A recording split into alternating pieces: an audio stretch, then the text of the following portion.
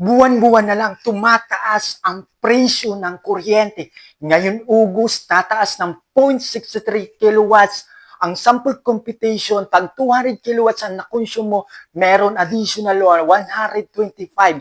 Yung July naman, taas din dun, nakaraan July.